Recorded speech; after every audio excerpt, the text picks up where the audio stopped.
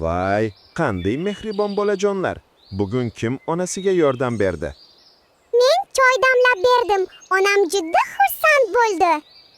Uyda mehmon kelsa, nima qilish kerak?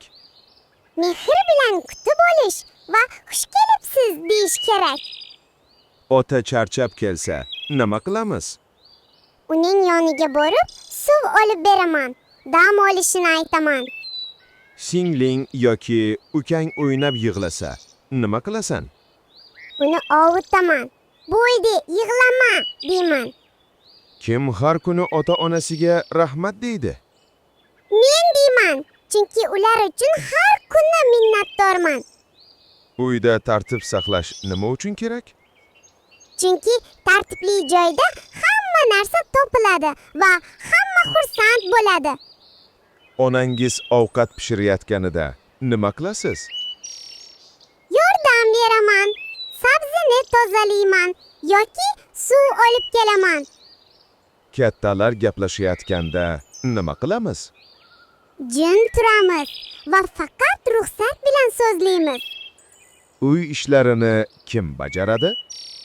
Hammasini birgalikda qilamiz. Chunki oila jamoa. Kichik ukang o'yinchoq so'rasa, nima qilasan? Bo'lishaman. Chunki mehrli bola hech narsani ayamaydi. Kattalarning qo'lini o'pish nimani anglatadi? Bu hurmat va mehr belgisi. Uyda eshikni yopayotganda qanday bo'lish kerak? Sekin yopish kerak. G'azab bilan urmaslik kerak. Ota-onangiz sizni nasihat qilsa, nima qilasiz? Eshitaman.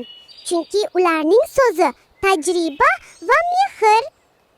Uyda telefon o'rniga nima qilish foydali?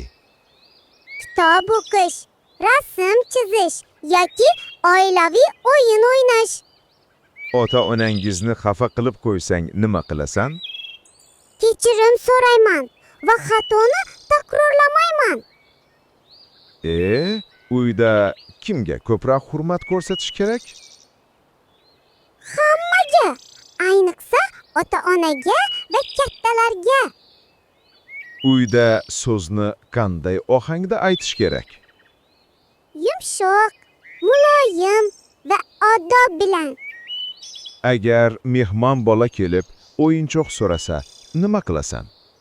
Bo'lishaman. Mehmonni xafa qilmayman. Uyda kim hammaga mehr ulashadi? Onam, lekin biz ham mehr ulashamiz. Juda yaxshi bolajonlar. Bugun nimani eslab qoldik? Uy eng muqaddas joy. Uni toza, mehrli va hurmatli saqlash kerak.